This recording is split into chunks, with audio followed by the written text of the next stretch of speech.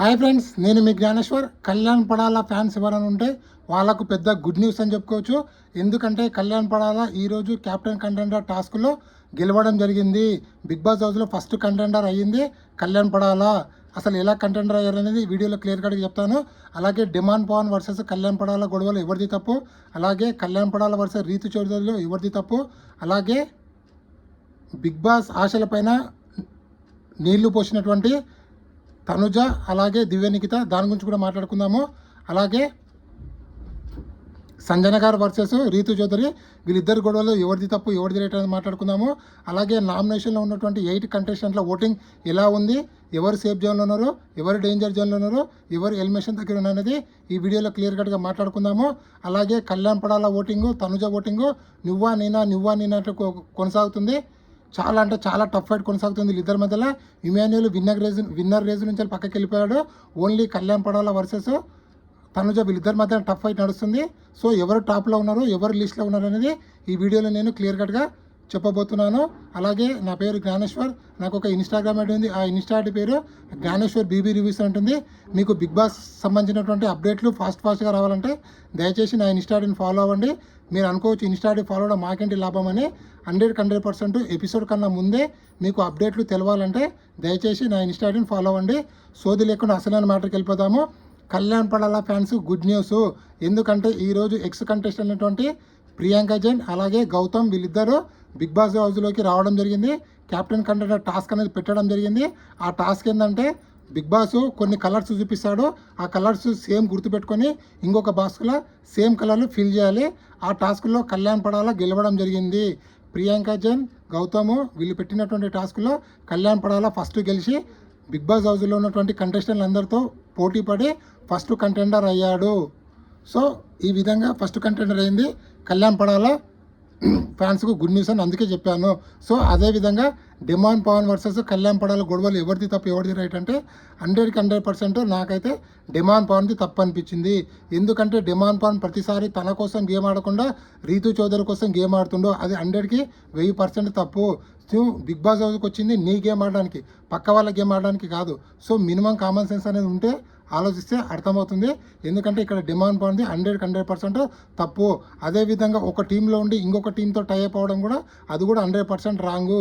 ఇక్కడ Ritu Chowdary captain అయ్యిందే Kalyan Padala game తన blue team కోసము తన ప్రాణం పెట్టి గేమ్ ఆడిండు. గేమ్ ఆడడం వల్లనే రీతు చౌదరి క్యాప్టెన్ అయింది.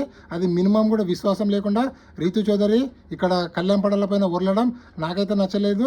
సో ఓవరాల్గా అబ్జర్వ్ చేస్తే డిమాండ్ పవన్ కళ్యాణ్ పడాల్లో 100% డిమాండ్ పవన్ది తప్పు. అలాగే కళ్యాణ్ పడాల నెక్కు పట్టుకోవడం కూడా అది చాలా తప్పు. అందరు ఏమంటారు రివ్యూ అంటే అనుకోకుండా పట్టుకుండు, కావాలని పట్టుకోలేదు కదంటే అనుకోకుండా పట్టుకున్నా కావాలని పట్టుకున్నాడా కాదా అది మనకు కావాల్సింది. సో నెక్కుగా గొంతు పట్టుకోవడం ఏందబ్బా నాకు అర్థం కాదు. బిగ్ బాస్ హౌస్కి రౌడీజం చేయడానికి వచ్చావు, ఎందుకు వచ్చావు నువ్వు? సో మినిమం అనేది ఆలోచన చేయాలి. ఒక మనిషి గొంతు పట్టుకున్నట్టు దాని మీనింగ్ ఏంది? అలాగే 5 నిమిషాలు పట్టుకుంటే మనిషే పోతాడు. సో ఇక్కడ గొంతు పట్టుకోవడము అన్ఎక్స్పెక్టెడ్ పట్టుకున్నాడా, ఎక్స్పెక్టెడ్ పట్టుకున్నాడా, కావాలని పట్టుకోలేదా అవన్నీ పక్కకు పెడితే 100% డిమాండ్ పవన్ కళ్యాణ్ పడాల గొంతు పట్టుకోవడం 100% తప్పు. ఇక్కడ డిమాండ్ పవన్కి రెడ్ కార్డ్ ఇచ్చినా కూడా తప్పు లేదని నాకైతే అనిపిస్తుంది. మీకేమనిపిస్తుంది కింద కామెంట్ పెట్టండి. అలాగే నాగార్జున గారు కూడా దీనిపైన అడ్రస్ చేయాలి. గొంతు ఎలా పట్టుకుంటావని అని చెప్పి 100% అడగాలి. ఎందుకంటే అలా పట్టుకోవడం అనేది చాలా రాంగ్ వే. సో నా అనాలిసిస్ ప్రకారము 100% కళ్యాణ్ పడాలది కరెక్టు, డిమాండ్ పవన్ది తప్పు.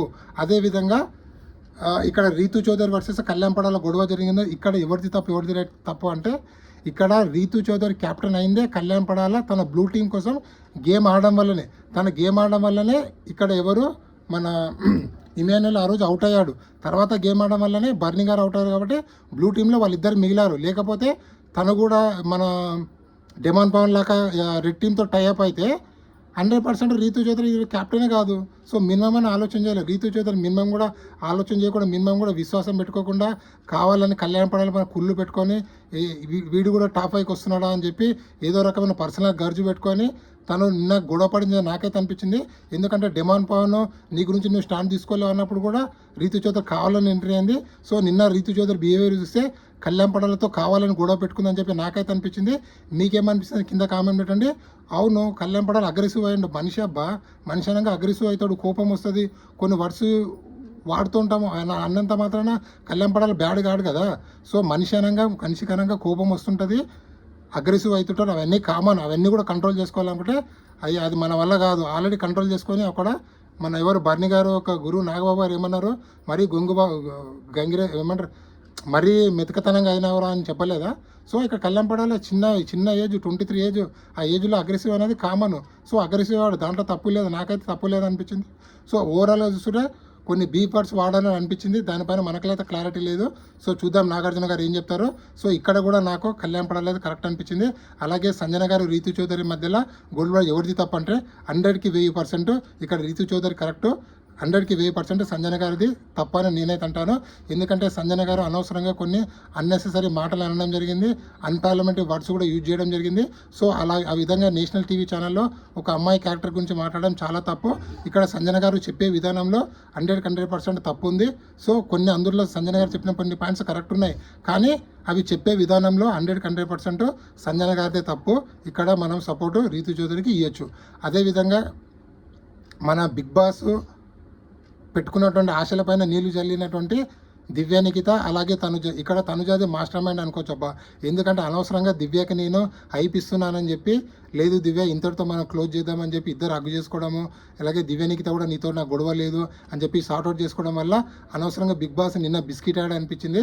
ఎందుకంటే నిన్న హాట్స్టార్లో కూడా మీరు కలిసిపోయారా అని చెప్పి ఒక మెమ్ తోటి ఒక స్టోరీ పెట్టడం జరిగింది, ఒక రీలే పెట్టడం జరిగింది. అంటే బిగ్ బాస్ చాలా అట్టయ్యాడు. ఎందుకంటే దివ్యానికి తను సేవ్ చేసిందే తనుజతో గొడవ పెట్టుకుంటా అని చెప్పి.